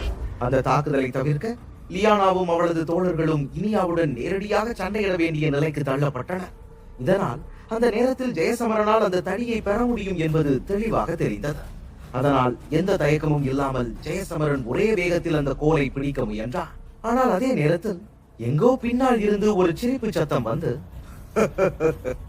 உங்களோட தேவையில்லாத வாக்குவாதங்களை பார்த்ததுக்கு அப்புறம் இப்போ எங்களோட திறமைகளை காட்ட வேண்டிய நேரம் வந்துருச்சுன்னு நாங்க நினைக்கிறோம் என்று கேட்டது. இந்த குரலை கேட்ட ஜெயசமரன் தன் முன்னால் 3 பேர் மிகவும் மர்மமான முறையில் தோன்றி இருப்பதை கண்டார். அவர்களை பார்த்ததும் அவர்கள் தொண்டைமான் பிரிவின் 3 வீரர்களே என்பது அவனுக்கு தெளிவாக தெரிந்தது. அவர்களை கண்ட அந்த நொடியிலேயே ஜெயசமரனின் கண்களில் ஒரு விசித்திரமான இரக்கமற்ற ஒளி தோன்றியது. ஏனெனில் இதுவரை அமைதியாக இருந்த அந்த 3 வீரர்களும் இப்போது தன்னை தாக்க தயாராக இருப்பதை அவன் உணர்ந்தான். அவர்கள் தோன்றிய உடனே அவர்களில் 2 தங்கள் கைகளை நீட்டி தங்கள் சக்திகளை வெளிப்படுத்தினர். பிறகு உடனே ஜெயசமரனை நோக்கி ஒரு சக்தி வாய்ந்த தாக்குதல் பாய்ந்தது. அந்த சக்திகளை கவனித்த ஜெயசமரன் அவற்றில் மரணத்தின் ஆற்றல் கலந்திருப்பதை உணர்ந்தான். இந்த உணர்வால் அவன் அதிர்ச்சி அடைந்து, அப்படின்னா அந்த 2 பேரும் மகாயோகி நிலை வீரர்களா என்று கேட்டான். இதை சொல்லும் போதே அவனது முகத்தில் ஒரு லேசான கவலை தோன்றியது. ஏனெனில் இவ்வளவு சக்தி வாய்ந்த நபர்கள் இதுவரை எதுவும் செய்யாமல் அமைதியாக இருப்பார்கள் என்று அவன் எதிர்பார்க்கவில்லை. அப்போது அந்த 3 கண்களும் அந்த மாபெரும் புதையலின் மீதுதான் பதிந்திருந்தன. அதனால்தான் அவர்கள் சரியான தருணத்தை எதிர்பார்த்து காத்திருந்தனர். அதே நேரத்தில் தன் மீது வரும் தாக்குதல் மிகுந்த வலிமை கொண்டது என்பதை உணர்ந்த ஜெயசமரன் உடனடியாக சுடர் கலசத்தை வெளியே எடுத்தார். அது சிவப்பு ஒளியுடன் பிரகாசித்து அந்த இரு மகாயோகிகளின் சக்தி வாய்ந்த தாக்குதல்களுடன் நேருக்கு நேர் மோதியது. மோதலின் சத்தம் நிலவரை முழுவதும் பெரும் எதிரொலியாக பரவியது. அதே நேரத்தில் அந்த சுடர் கலசம் மோதலின் அதிர்ச்சியால் வெகு தூரம் பின்னுக்கு தள்ளப்பட்டது. கலசத்தின் உதவியால் ஜெயசமரன் அந்த தாக்குதலை தடுத்து நிறுத்தினாலும் அந்த இரு மகாயோகிகளுக்கு எந்த காயமும் ஏற்படவில்லை. ஆனால் அந்த மோதலின் தாக்கத்தால் ஜெயசமரன் சிலையின் கையில் இருந்து சிறிது பின்னுக்கு தள்ளப்பட்டார். அந்த நொடியில் மூன்றாவது வீரன் அந்த வாய்ப்பை பயன்படுத்திக் கொண்டு சிலையின் கையில் இருந்த கோலை பிடித்து, இனி இந்த விலைமதிப்பற்ற புதையல் எங்களோடது என்று கத்தினார். அந்த இளைஞன் வெள்ளி நிற கோலை பிடித்தவுடனே ஒரு சக்தி வாய்ந்த மின்னல் அந்த நிலவரை முழுவதும் முழங்கியது. பிறகு அந்த கோலை சுற்றி ஏறக்குறைய 10,000 மின்னல்கள் தோன்ற தொடங்கி அரண்மனையை சுற்றி இருந்த சக்திகளுக்குள் பெரும் கொந்தளிப்பை ஏற்படுத்தின. திடீரென ஏற்பட்ட அந்த மின்னல் தாக்குதலால் கோலை பிடித்திருந்த இளைஞனின் உடலின் மீது பலத்த மின்சாரம் பாய்ந்தது. அதனால் அவன் வெகு தூரம் பின்னால் தூக்கி எறியப்பட்டான். அவனது நிலையை பார்த்த மற்ற 2 வீரர்களின் முகங்களின் நிறமும் மாறத் தொடங்கியது. ஏனெனில் அந்த கோலை பிடித்தார் இவ்வளவு கொடிய மின்னல் தாக்குதல் ஏற்படும் என்று அவர்கள் சிறிதும் எதிர்பார்க்கவில்லை. இதற்கிடையில் பின்னால் தூக்கி எறியப்பட்ட அந்த இளைஞன் எப்படியோ தன்னை நிலைநிறுத்திக் கொண்டார். பிறகு தனது கையை பார்த்தபோது அது முழுவதும் கருப்பாக கருகி இருந்ததை அவன் உணர்ந்தான். அப்போது அவனது விரல்களிலிருந்து ரத்தம் மெதுவாக கசிந்து கொண்டிருந்தது. அதே நேரத்தில் சிறிது தொலைவில் கிடந்த அந்த வெள்ளிக்கோல் யாரோ அதை ஆழ்ந்த உறக்கத்திலிருந்து எழுப்பியது போல கடுமையாக நடுங்க தொடங்கியது.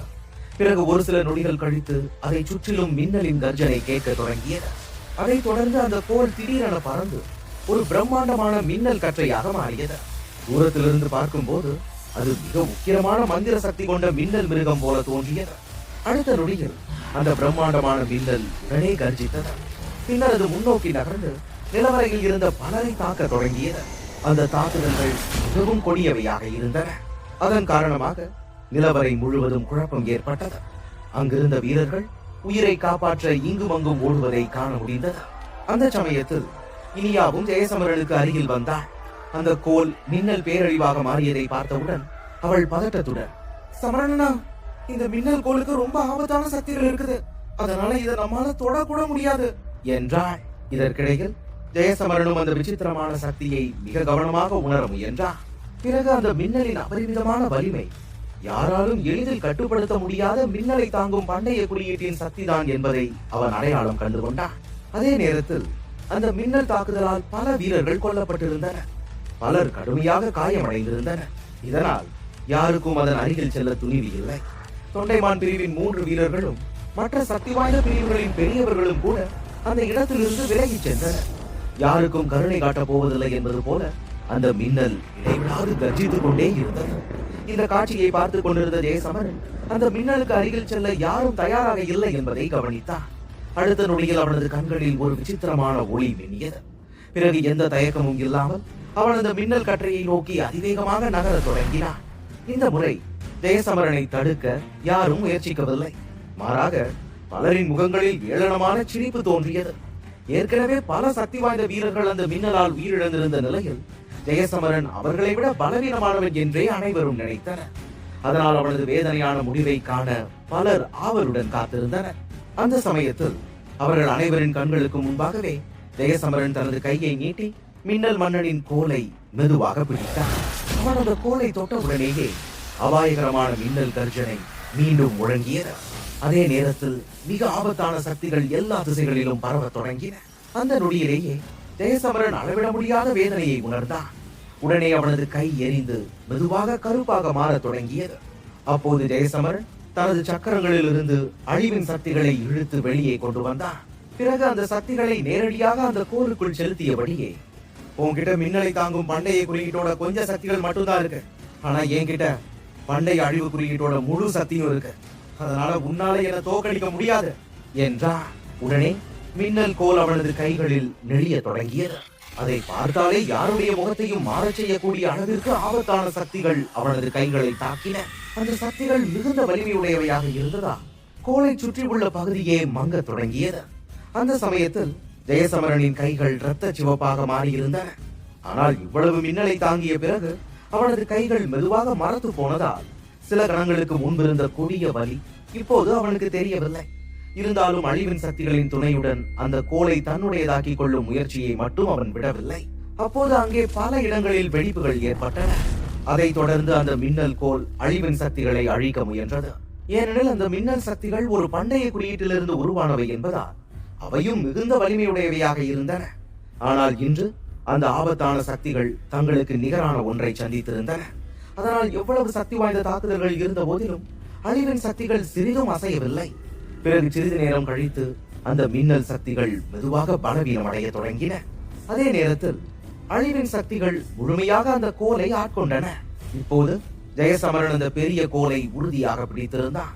அதிலிருந்து மின் அதிர்ச்சிகள் தொடர்ந்து வெளிப்பட்டுக் கொண்டிருந்தன. அந்த காட்சியை பார்த்ததும் அங்கிருந்த எந்த வீரராலும் தங்கள் கண்களை நம்ப முடியவில்லை. ஜெயசமரனால் எப்படி மின்னல் மன்னனின் கோலை கட்டுப்படுத்த முடிகிறது என்பது அவர்களுக்கு புரியாத ஒன்றாக இருந்தது.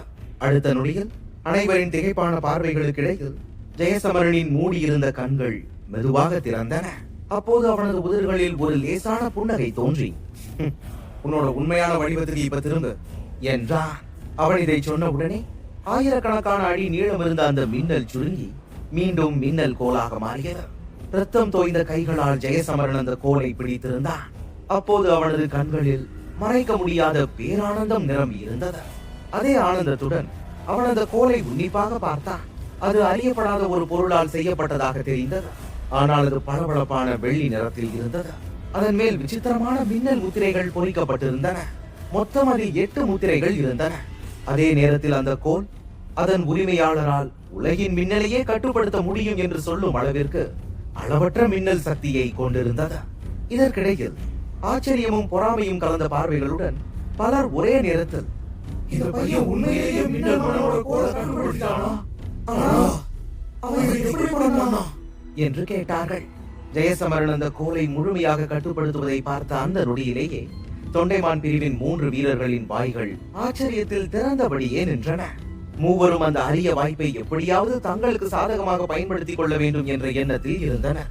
ஆனால் இறுதியில் அந்த மின்னல் கோல் ஜெயசமரனின் கைகளுக்கே சென்றது. அருகில் நின்ற லியானா உதவியற்ற பார்வையுடன் அந்த கோலை நோக்கி பதட்டத்தில் பற்களை கடித்துக் கொண்டாள். அந்த கணத்தில் சுற்றிலும் இருந்த பலரின் பேராசை நிரம்பிய பார்வைகள் ஜெயசமரனுக்கு தெளிவாக தெரிந்தன. அதனால் ஒரு நொடியும் தாமதிக்காமல் அவன் அந்த கோலிலிருந்து மின்னலை மெதுவாக வெளிப்படுத்த தொடங்கினான். அத்தியாயம் 1885. பேராசை நிரம்பிய பார்வைகளை பார்த்த ஜெயசமரன் ஒரு நொடியும் தாமதிக்காமல் அந்த கோலிலிருந்து மின்னலை மெதுவாக வெளிப்படுத்த தொடங்கினான். அதே நேரத்தில் இனியாவும் ஜெயசமரனின் அருகே வந்து அவள் கவசத்தை உறுதியாக பிடித்தபடியே எந்த கணத்திலும் நிகழக்கூடிய தாக்குதலுக்கு தன்னை தயார்படுத்திக் கொண்டாள். அந்த சமயம் அந்த பதற்றத்தை கிழித்துக் கொண்டு அதிரவனும் அவனது பிரிவைச் சேர்ந்த பல வீரர்களும் முன்னே வந்து, சமரா, ஒழுங்கு மரியாதையா இந்த மின்னல் மன்னனோட கோலை எங்ககிட்ட கொடுத்துரு. எங்களோட 9 வாயில் பிரிவை இதுக்காக தான் இங்க வந்துச்சு என்று கத்தினார். ஆனால் அந்த வார்த்தைகள் முடிவதற்குள் அவன் மற்ற தளபதிகளுடன் சேர்ந்து ஜெயசமரன் மீது கொடிய தாக்குதல்களை தொடங்கினார். அதிரவன் தன்னை தாக்க வருவதை கண்டதும் ஜெயசமரனின் கண்களில் இரக்கமற்ற ஒளி தோன்றியது. அவன் உடனே ஒரு அமைதியான குரலில், போன தடவை உன்னை என்னால கொல்ல முடியல, ஆனா இந்த தடவை நான் உன்னை விட மாட்டேன். இன்னைக்கு நீ என் கையால சாக போறதை யாராலும் தடுக்க முடியாது என்றான். இதை சொன்ன உடனே அவன் மின்னல் மண்ணின் கோலை முன்னால் கொண்டு வந்தான். பிறகு உடனே அதிலிருந்து எண்ணற்ற மின்னல்கள் வெடித்தெழுந்தன. அந்த மின்னல் தாக்குதல்கள் மிகுந்த அபாயம் நிறைந்தவையாக தோன்றின. அதே நேரத்தில் அவை நேரடியாக அதிரவனையும் அவனுடன் இருந்த 3 தளபதிகளையும் தாக்கின. அதனால் நிலவரை முழுவதும் ஒரு பெரும் சத்தம் எதிரொலித்தது.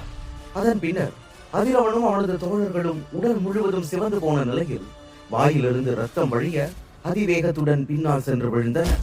அந்த ஒரே ஒரு தாக்குதலில் அதிரவனும் அவனது 3 தோழர்களும் கடுமையாக தோற்கடிக்கப்பட்டனர்.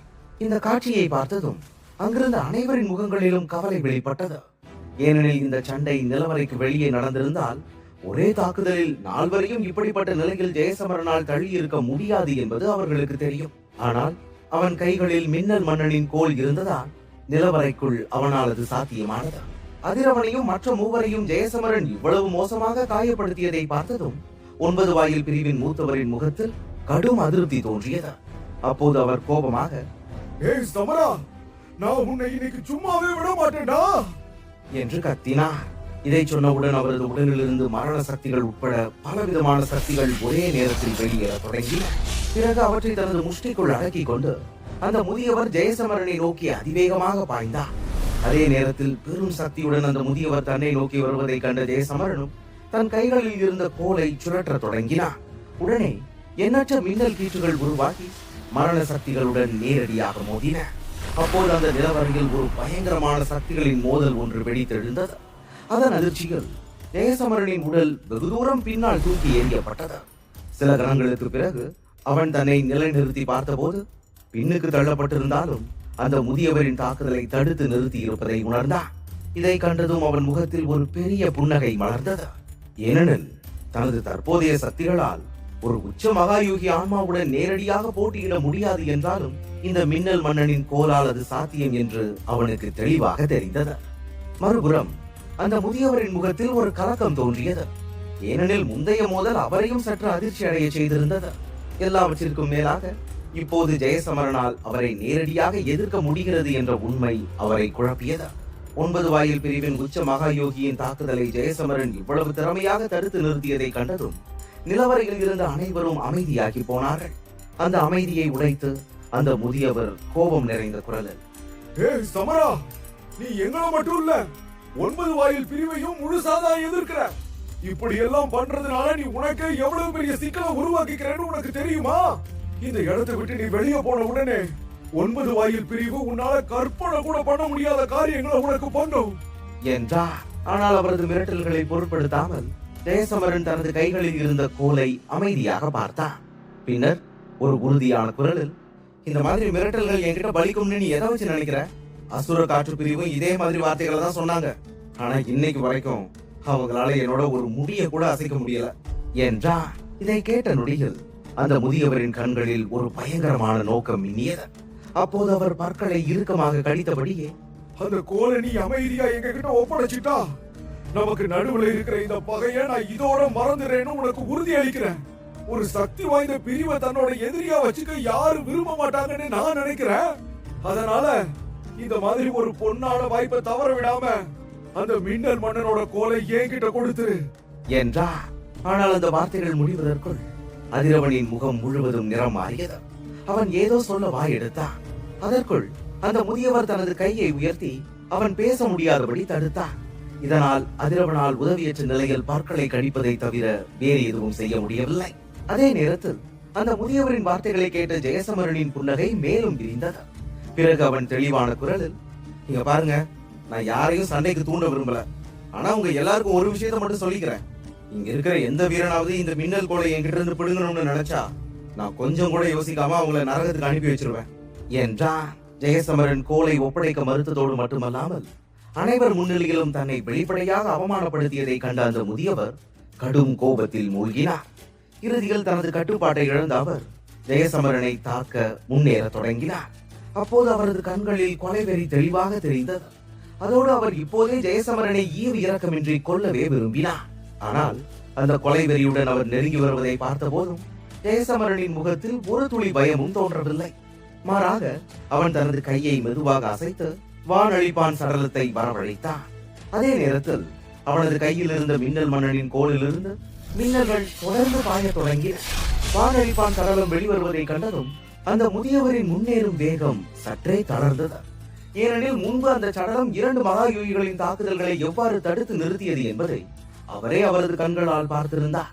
இத்தகைய சூழ்நிலையில் அதை தனியாக எதிர்த்து போரிடுவது தன்னை மிக மோசமான நிலையில் தள்ளும் என்பதை அவர் நன்றாக உணர்ந்தார். இந்த உதவியற்ற தருணத்தில், ஏய் சமரா, இதுக்காக நீ கண்டிப்பா வருத்தப்படுவ என்று கத்தினார். ஆனால் ஜெயசமரன் தனது இடத்தில் இருந்து சிறிதும் அசையவில்லை. அதே நேரத்தில் அவனது கண்களில் ஒரு தீவிரமான உறுதி தெரிந்தது. ஏனென்றால் மின்னல் மன்னனின் கோலை பெறுவது மட்டும் அவனது உண்மையான இலக்கு அல்ல. பல ஆண்டுகளாக அவன் தேடிக் கொண்டிருந்தது மின்னலை தாங்கும் பண்டைய குறியீடு. அதை பெறுவதற்காகவே மின்னல் உலகத்திற்குள் நுழைய அவன் இங்கு வந்திருந்தான். ஆனால் மின்னல் உலகத்திற்குள் நுழைய மற்ற 2 வெள்ளி கட்டிடங்களையும் பெற்றாக வேண்டும் என்பதை அவன் நன்றாக அறிந்திருந்தான். அவனது சக்திகள் இப்போது அதிகரித்திருந்தாலும் 9 வாயில் பிரிவும் கருணாக பிரிவும் ஒன்றாக எதிர்த்தால் தனியாக அவனால் அதை சமாளிக்க முடியாது என்பதும் அவனுக்கு தெரியும். அதனால் அந்த 2 வெள்ளி கட்டிடங்களை பெற வேறு வழி ஒன்றை அவன் கண்டுபிடிக்க வேண்டியிருந்தது. ஜெயசமரன் இவ்வாறு சிந்தித்துக் கொண்டிருந்த போது நிலவரையில் இருந்த பல வீரர்கள் தங்கள் இதயங்களில் கொதித்தெழுந்த பேராசையை கட்டுப்படுத்த முடியாமல் போனார்கள். இப்போது மின்னல் மன்னனின் கோலை பெற முடியாது என்பதால் அவர்கள் நிலவரையில் இருந்த மற்ற புதையல்களை அதிகமாக சேகரிக்க தொடங்கினர். பலர் சிதறி சென்று புதையல்களை தேட ஆரம்பித்தனர். ஆனால் ஜெயசமரன் அவர்களின் செயல்களை புறக்கணித்தார். ஏனென்றால் அந்த கணத்தில் 9 வாயில் பிரிவு, கருணாக பிரிவு, தொண்டைமான் பிரிவு மற்றும் பிற பிரிவுகளைச் சேர்ந்த முக்கிய வீரர்கள் தங்கள் இடங்களிலிருந்து சிறிதும் அசையவில்லை. அதே நேரத்தில் அவர்கள் ஏதோ ஒன்றை எதிர்பார்த்து நிற்பது போல அவர்களின் கண்களில் ஒரு விசித்திரமான தீவிரம் தென்பட்டது. அந்த சமயம் திடீரென்று ஒருவன் முன்னே வந்து சுற்றிலும் கவனமாக பார்த்துவிட்டு, நண்பர்களே, எனக்கு தெரிஞ்ச வரைக்கும் இந்த மின்னல் நிலவரையில நாம இப்ப பாக்குற புதையல்களை விட ரொம்பவும் சிறப்பு வாய்ந்த புதையல்கள் மறைஞ்சிருக்குது. ஆனா அதுக்கு நம்ம கண்ணுக்கு தெரியல. அந்த சிறப்பு மிக்க இடம் இந்த நிலவரைக்குள்ளேயே தான் இருக்குது. ஆனா அந்த பரிமாணத்தை திறக்க விரும்பினா அந்த 3 வெள்ளி கட்டிடங்களையும் ஒன்னா பயன்படுத்த வேண்டி இருக்கும் என்றான். அந்த வார்த்தைகள் முடிந்ததும் அவனும் மற்றவர்களும் ஜெயசமரன், அதிரவன் மற்றும் லியானாவை ஒருவித வஞ்சக புன்னகையுடன் பார்க்க தொடங்கினர். அதே சமயம் தொண்டைமான் பிரிவின் 3 வீரர்களின் முகங்களிலும் ஒரு விசித்திரமான சிரிப்பு தோன்றியது. ஏனெனில் அந்த 3 வெள்ளி கட்டிடங்கள் ஜெயசமரன், லியானா மற்றும் அதிரவனிடம்தான் இருக்கின்றன என்பது அனைவருக்கும் தெரியும். அப்போது 9 வாயில் பிரிவின் முதியவர் தொண்டைமான் பிரிவினரை பார்த்து, நானும் கொஞ்ச நேரமா உங்களை கவனிச்சுட்டு தான் வரேன். நீங்க 3 பேரும் ஏதோ ஒரு குறிப்பிட்ட நோக்கத்தோட தான் இங்க வந்திருக்கீங்க. ஆமா, முதல்ல நீங்க யாரு? இங்க இருக்கிற அந்த சிறப்பு புதையலை எடுக்கிறதுக்காக நீங்க ஏதாவது சதி திட்டம் போட்டு வச்சிருக்கீங்களா? இல்ல நீங்க இந்த பையன் சமரனோட கூட்டாளிகளா என்று கேட்டார். அதற்கு அந்த 3 வீரர்களில் முன்னால் நின்ற இளைஞன் மெதுவாக புன்னகைத்து, நாங்க கிழக்கு பகுதியில் இருக்கிற தொண்டைமான் பிரிவுல இருந்து வரோம். நான் தாரிக். இவங்க என்னோட 2 தம்பிங்க. இவன் மித்ரன், அவன் இளவன். இந்த பேர் இல்லாம எங்களோட மத்த பேரை சொன்னா உங்களுக்கு எங்களை பத்தி தெரிஞ்சிருக்கலாம். ஏன்னா நாங்க 3 பேர் தான் தொண்டைமான் பிரிவோட முன்னாள் 3 இளவரசர்கள். நாங்க இங்க வந்ததற்கான ஒரே நோக்கம் இந்த சமரனை கொல்றதுதான். இவன் எங்க பிரிவை சேர்ந்த 100கணக்கான வீரர்களை ஒரே நேரத்துல கொன்னுட்டான். அதுக்கு பதிலா இவனை கொன்னு இவனோட சடலத்தை அவனோட யாவர் பிரிவுக்கே திருப்பி அனுப்பணும்னு தான் நாங்க இங்க வந்திருக்கோம் என்றான். அந்த வார்த்தைகளை கேட்ட லியானா ஜெயசமரனை உன்னிப்பாக பார்த்தாள். அப்போது அவளது கண்களில் லேசான ஆச்சரியம் மின்னியது. பிறகு அவள் ஒரு மென்மையான குரலில், இப்போதான் எனக்கு எல்லாமே புரியுது. இந்த சமரன் எப்படி இவ்வளவு திறமையும் சக்தி கொண்டவனுமா இருக்கான்னு. இவன் கிழக்கு பகுதியில இருக்கிற யாவர் பிரிவை சேர்ந்தவனா? யாவர் பிரிவு அந்த பகுதியில ரொம்ப பெரிய பிரிவுகள்ல ஒண்ணு. அவங்களோட பலம் நம்ம கருணாக பிரிவோட பலத்துக்கு சமம்னு சொல்வாங்க என்றாள். அவள் சொன்னதை கேட்டதும் தாரிக்கின் முகத்தில் ஒரு புன்னகை தோன்றியது. பிறகு அவன் ஜெயசமரனை பார்த்து, ஆகா சமரா, நீ உன் பிரிவோட பேரை அசுர கடல் வரைக்கும் பிரபலமாக்கிட்டியா? எங்க பிரிவோட 3 இந்திரஜித் தலைவர்கள் ஒண்ணு சேர்ந்து உன்னை வீழ்த்த முடியலன்னா நீ உண்மையிலேயே ரொம்ப பெரிய வீரன் தான். அதனாலதான் நீ அசுர கடலுக்கு வந்த உடனேயே இந்த அளவுக்கு ஒரு கலவரத்தை ஏற்படுத்தி இருக்க என்றான். அவன் பேசி முடித்த நொடியில் நிலவரையில் இருந்த கூச்சல் திடீரென ஒரு விசித்திரமான அமைதியாக மாறி அனைவரின் பார்வையும் ஜெயசமரன் மீது நிலைத்தது. 3 இந்திரஜித் தலைவர்கள் ஒன்று சேர்ந்த போதும் ஜெயசமரன் எப்படி உயிருடன் தப்பித்தான் என்பதை யாராலும் புரிந்து கொள்ள முடியவில்லை. அந்த சமயம் தாரிக் தனது கையை லேசாக அசைத்து, ஆனா நீ ஒண்ணும் கவலைப்படாத சமரா, இப்ப நாங்க உன்னை தாக்க போறதில்ல. எங்களோட உண்மையான நோக்கம் மின்னல் உலகத்துக்குள்ள போறதுதான். அதனால நீ, அதிரவன், அப்புறம் லியானா, நீங்க 3 பேரும் உங்ககிட்ட இருக்கிற அந்த வெள்ளி கட்டிடங்களை வெளியே கொண்டு வந்து மின்னல் உலகத்தை திறந்தா போதும். நாங்க அங்க போய் இந்த அவதார் குகையோட ரொம்ப சிறப்பான ஒரு புதையலை எடுத்துக்குவோம். அதுக்கப்புறம் உன்னை எப்படி கொள்றதுன்னு நாம பேசி ஒரு முடிவுக்கு வந்துக்குவோம் என்றான். அவன் இதை சொன்ன பிறகும் ஜெயசமரனின் முகத்தில் இருந்த புன்னகை மாறவில்லை. அவன் தலையை மெதுவாக அசைத்தபடியே, நீ சொல்றதும் சரிதான். இப்போதைக்கு மின்னல் உலகத்தை திறக்கிறது தான் ரொம்ப முக்கியமான காரியம். மற்ற விஷயங்களை எல்லாம் நம்ம அப்புறம் பார்த்துக்கலாம் என்றான். ஏனெனில் மற்ற 2 சக்தி வாய்ந்த பிரிவுகளிடமிருந்து வெள்ளி கட்டிடங்களை தனது பலத்தால் மட்டும் பறிக்க முடியாது என்பதை ஜெயசமரன் நன்றாக அறிந்திருந்தான். இந்த சூழ்நிலையில் அனைவரும் முதலில் ஒன்றிணைந்து மின்னல் உலகத்தை திறப்பதே சிறந்த முடிவு. அதன் பிறகு யார் அந்த உலகத்திற்குள் நுழைவது என்பதற்கான உண்மையான போராட்டம் தொடங்கும். அந்த முடிவு திறமையின் அடிப்படையிலேயே எடுக்கப்படும். அவன் பேசி முடித்தவுடன் ஜெயசமரன் தனது வெள்ளி கட்டிடத்தை உடனே வெளியே எடுத்தான். அது வெளிப்பட்ட நொடியில் அதிலிருந்து மின்னல் பாய தொடங்கியது. அதைத் தொடர்ந்து அதிரவனும் லியானாவும் ஒருவரை ஒருவர் பார்த்து ஒப்புக்கொண்டபடியே தங்களுடைய வெள்ளி கட்டிடங்களையும் வெளியே எடுத்தனர். 3 வெள்ளி கட்டிடங்களும் ஒன்றாக வெளிப்பட்டதும் அவற்றிலிருந்து எழுந்த மின்னல்கள் ஒன்றோடு ஒன்று கலந்தன. பிறகு அவை விரைவில் ஒரு அபாயகரமான மின்னல் ஓட்டங்களாக மாறின. அப்போது அதை அனைவரும் உன்னிப்பாக கவனித்த போது அந்த மின்னல்கள் நேராக மின்னல் மன்னனின் சிலையை நோக்கி சென்றன. அந்த மின்னல் தாக்குதல்கள் சிலையின் மீது மோதியவுடன் அதன் பின்னால் இருந்த வெளி மெதுவாக மங்க தொடங்கியது. அந்த மங்கலான வெளியில் ஒரு பரிமாணம் மெதுவாக உருவெடுத்தது. அதை கண்ட ஜெயசமரனின் கண்களில் நெருப்பு எரிந்தது. அப்போது அவன் தாழ்ந்த குரலில், இப்ப இந்த மின்னல் உலகம் திறந்துருச்சு அப்படின்னா மின்னலை தாங்கும் பண்டைய குறியீட்டை எடுக்க வேண்டிய நேரம் வந்துருச்சுன்னு அர்த்தம் என்றான். பரிமாணம் முழுமையாக திறந்தவுடன் அதன் உள்ளிருந்து பண்டைய மின்னல்கள் பிரகாசித்தன. அதனால் ஏற்பட்ட ஒளியும் கர்ஜனையும் நிலவரை முழுவதும் பரவியது. அந்த ஒளியை கேட்ட நொடியில் பலரின் இதயங்கள் கலங்கின. பிறகு ஆச்சரியமான குரல்களுடன் மக்கள் ஒருவரை ஒருவர் பார்த்து பேசத் தொடங்கினர். அந்த சமயம் ஜெயசமரனும் அந்த பரிமாணத்தை பார்த்தபடியே, இந்த சக்திகள் மின்னலை தாங்கும் பண்டைய குறியீட்டோட சக்திகளாக தான் இருக்கணும் என்றான். அவன் இதை சொன்ன தருணத்தில் ஜெயசமரனின் குரல் வேறு யாருக்கும் கேட்கவில்லை. அந்த நொடியிலேயே அவனது முகத்தில் எல்லையற்ற மகிழ்ச்சி தெளிவாக தெரிந்தது. அவனது இதய துடிப்பு வழக்கத்தை விட வேகமாகி இருந்தது. ஆனால் பரிமாணம் முழுமையாக திறந்த உடனே ஜெயசமரனின் உடலில் பதிந்திருந்த பண்டைய அழிவு குறியீடு திடீரென வேகமாக நடுங்க தொடங்கியது. இத்தனை ஆண்டுகளில் அந்த குறியீடு இவ்வளவு தீவிரமாக அசைந்தது இதுவே முதல் முறை. அது பார்க்க அந்த குறியீடு பெரும் ஆனந்தத்தில் திளைப்பது போல இருந்தது. ஏனெனில் அந்த பண்டைய குறியீடு தனது துணையான மற்றொரு பண்டைய குறியீட்டின் இருப்பை உணர்ந்ததும் இத்தகைய மகிழ்ச்சியை வெளிப்படுத்தியது. அதே நேரத்தில் பரிமாணம் திறந்த சில நொடிகளுக்குள் நிலவரையில் இருந்த ஒவ்வொரு சத்தமும் மெதுவாக அமைதியாக மாறியது. உண்மையில் அங்கு புதையல்களை சேகரிப்பதில் மூழ்கி இருந்தவர்கள் கூட இப்போது சிலையின் பின்னால் தோன்றிய அந்த பரிமாணத்தை உன்னிப்பாக பார்க்க தொடங்கினர். இது போன்ற வீடியோக்களை தொடர்ந்து கேட்க சேனலை சப்ஸ்கிரைப் செய்யவும். Next episode coming soon. Wait for all.